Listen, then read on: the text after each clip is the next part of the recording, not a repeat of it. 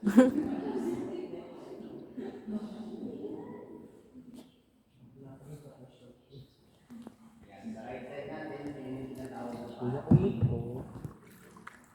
ito naman po yung level ng tubig pag high tide.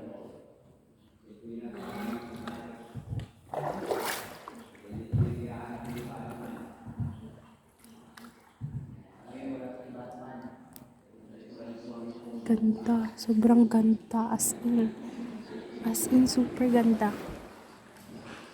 Parang ano siya, parang unbelievable siya masyado. Super, parang hindi siya totoo. Parang hindi siya totoo.